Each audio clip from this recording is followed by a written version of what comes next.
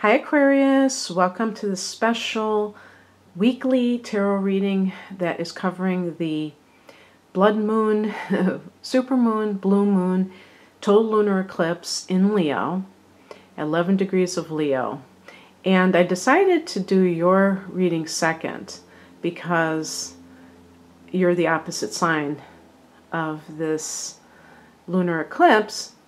And it's also going to cover the week after the eclipse, so up until February 7th. And how I'm going to do this is I'm going to pick one card from my Rider-Waite tarot deck and one card from the Keepers of the Light Oracle deck for that blue moon on January 31st, and then a simple 3-card spread with my Morgan Greer tarot deck. But I just want to talk a little astrology, talk some turkey about astrology and how this is going to affect you. So a lunar eclipse is a full moon. And a full moon is when the sun and moon are opposing one another. And in this case, the sun will be at 11 degrees of Aquarius at that time, on the 31st. So if your sun is in close proximity to that 11 degree mark, that makes it all the more of an influence for you. But looking at it from houses, you have the sun in your first house, and that lunar eclipse is in the 7th house. So something can be going on with a committed partnership. And of course, like I said, I did Leo's first, and the same thing is going on. It's this tug of war, this sense of maybe ambivalence in some people, but in some people it can be really an intense thing because we're talking about the transiting north node in Leo, which means that the transiting south node is in your sign, and you may have been having quite a karmic run of things lately for the last year and some change, Aquarius. And I want you to reflect on that if you feel that that's true about you. Because the sun is going to be kind of shining a light on you and maybe your way of being. And how does that trip you up? You know, are you immersed in a pattern that is no longer working for you? And what is, how is this reflected in your committed partnership? Is that person kind of showing you how you are, interacting in a way with him or her that is not conducive to good things happening? So just putting it out there, I think for Aquarians, it can be a little bit unnerving because you may feel like you're under the spotlight of your own life. I mean, for yourself.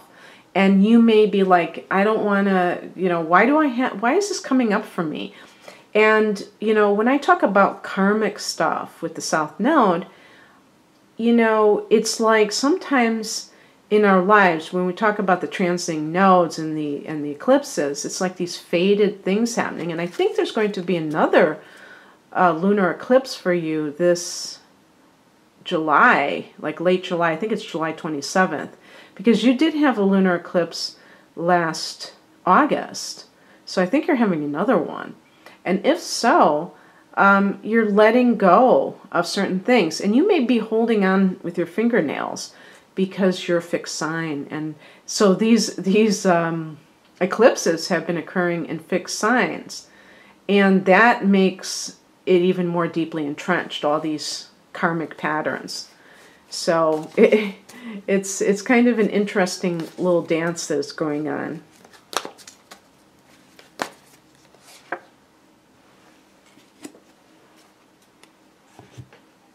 I'm just going to cut this deck. And I don't think I've ever gotten this card before, and that's nice. Dharma unfolding. How cool is that? Okay. And a simple 3-card. This is for the week following the eclipse.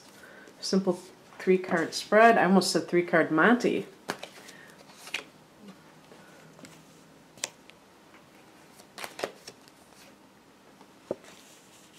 Good stuff. Okay. All right, so for the eclipse, symbolism, energy, what have you. The King of Wands. This can be, you know, you never know if this is a Leo person, because this is fire energy. I always think of Leo as royalty. But talking about that eclipse, maybe there's a person who's a Leo. The other fire signs are Aries and Sagittarius. This would be an older male specifically, if you really want to get down to it. And they are a very dynamic individual. Somebody who is very positive, a great leader, someone who is very, you know, really with this yang or masculine type of energy. And this could be, I mean, it's possible that it's a boss or somebody who is your superior. Maybe it's a facet of yourself. Maybe you're feeling more in control over your life than you have in a long time, Aquarius, for whatever reason. But again, this could be somebody who's playing an important role in your life. Could be a father, especially if you have a father who is larger than life, who kind of really is like the central character in your family, maybe very extroverted, the life of the party, and somehow they're figuring into things. And then this is from the Keepers of the Light Oracle, Dharma unfolding. The person's name is Dawal Kul. It sounds like it's Tibetan or something. Remember that you are on a path. Take one step at a time to happiness. Remember that you're on a path. Interesting. Let me see what else it says about this person. I've never gotten this before, so I'm curious to know who this is. They say it's pronounced Dawal Kul. Known as a Tibetan, is a Tibetan Buddhist master. He is said to have had many incarnations, including as a devotee of Buddha himself and as one of the 3 wise men who honored the baby Jesus. Through his earthly experiences, he has learned the importance of spiritual practice and discipline and knows that the path we are on unfolds over time. He is now helping light workers follow their Dharma, which is a Sanskrit word meaning right way of living. When Dawal Kul appears in a reading, he reminds you that your path is unfolding as it should. Take one step at a time, and remember that your only spiritual function is to be happy. You are a powerful person, so there's your power coming into you. With many lessons under your belt and a real capacity to share your wisdom with the world. Take the time to go over what you have learned recently. Recognize the strengths it has brought you and acknowledge where you have been courageous. Dawal Kul is now working with your angel guides to help your journey unfold like a beautiful lotus flower, one petal at a time. Very interesting. And you know, if there are any career matters or concerns, actually I would say anything that has to do with your Dharma isn't necessarily just how you make money. It can be, it's kind of like the North Node, you know, your soul's purpose. And just in general, when you're trying to accomplish something and it feels overwhelming, it really does help to break it down into steps, into baby steps, because some people, they just get so overwhelmed they don't even take the first step. So anyway, let's look at the week ahead, and the first card we have is in the past position, the Four of Swords, and this is a card of retreat and reflection. So this is more of a passive card. Maybe you've been resting more than you normally have, and because it's in the past, it's probably something that you are leaving behind. So, of course, this particular time frame is basically the first week in February, except for that first day. And so maybe in January you were resting a lot, or maybe you had the flu like so many people. I had the flu in January, that's for sure. And now you're back in the saddle again, and we have for the present position the Two of Wands. And this is a card of, in some cases, deciding whether or not to maybe relocate. For other people, this can actually be maybe choosing between two different professions or jobs. If you have two job offers, you see that the person is holding like a globe, orb in their hand. And that signifies this expansive energy, which is also connected to the wands, the fire element. So again, just like with the King of Wands, there could be someone who is a fire sign who you are maybe wanting to be with, but you're not sure. Either you may want to relocate and you're going to be leaving this person behind, or there's another person that you are currently with and you don't know which way to go.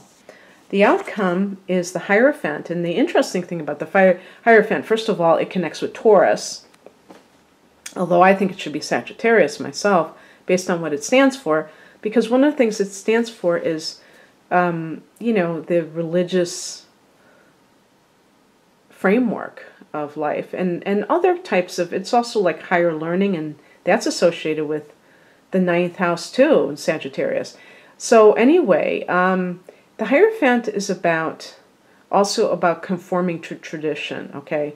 Which, that isn't necessarily a Sagittarian trait, that's for sure.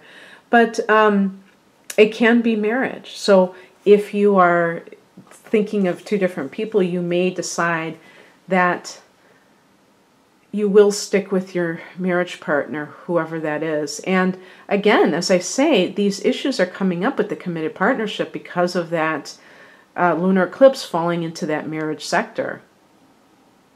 And just as a fun little fact, Aquarius, you may know that your ruler is Uranus, but the traditional ruler of Aquarius is Saturn, the ruler of Capricorn. So that traditional influence can certainly be felt with some Aquarians who are more conservative and not as likely to shock people as the Uranian energy is wont to do.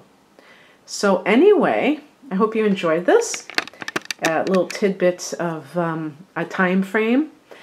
Aquarius, if you'd like a private reading, please click on the link below. Otherwise, have an awesome blue moon eclipse and subsequent week, first week in February. Bye.